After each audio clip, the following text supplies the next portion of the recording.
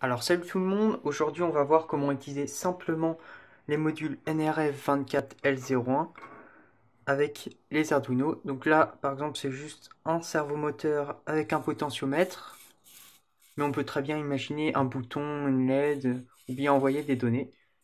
Donc c'est parti. Donc avant de les programmer, voici les deux versions les plus populaires et on va parler de leurs spécifications. Donc là on a la version avec l'antenne directement sur le PCB, il coûte moins d'1 euro.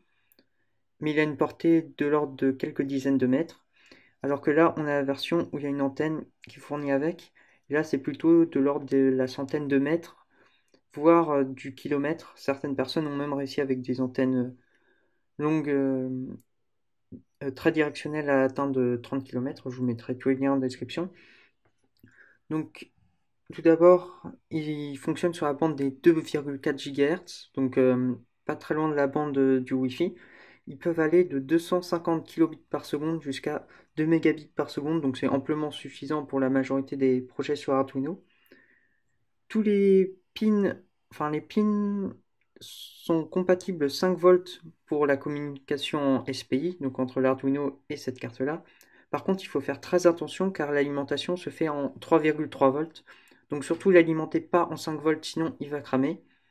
Un autre petit problème, c'est que sur la plupart des Arduino, le régulateur qui est fourni dans l'Arduino n'arrive pas à délivrer assez de courant.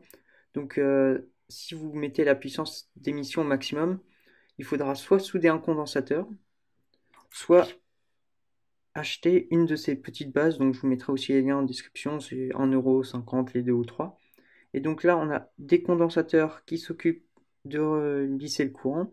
Et on a un petit régulateur, donc comme ça on peut l'alimenter en 5 volts. Et lui, il va s'occuper d'alimenter proprement le module en 3,3 volts. Bon, on va pouvoir passer à l'installation de la librairie, puis au code. Donc pour ajouter la bibliothèque, il faut tout d'abord aller dans Croquis, inclure une bibliothèque, gérer les bibliothèques. Et là, on a plusieurs choix pour utiliser notre module. Donc la plupart des gens utilisent Radiohead ou NRF24 qui sont très bien, mais elles sont assez complexes avec plein d'options. Donc nous, ce qu'on va utiliser pour commencer à utiliser ces modules, c'est on va taper NRF Lite et on va l'installer. Donc vous cliquez dessus et vous faites, vous aurez un bouton sélectionner la dernière version et installer. Et si vous voulez plus d'informations, donc vous cliquez sur ce lien là et ça va vous envoyer sur la page du GitHub de la librairie. Donc là, il y a quelques exemples. Il y a aussi une fonctionnalité où on peut utiliser que de pins de l'Arduino, mais je ne vais pas rentrer plus en détail dedans parce que c'est un peu plus complexe. Et vous avez aussi tous les schémas de câblage pour plusieurs types d'Arduino. Donc là, c'est bon. Maintenant, on va pouvoir passer à la connexion. Donc, tout est détaillé ici. Donc en fait, ce sketch-là, c'est le sketch basique de la librairie. Donc vous allez dans exemple NRF24 Lite et vous l'avez ici. J'ai juste modifié un petit peu pour l'exemple avec le servomoteur.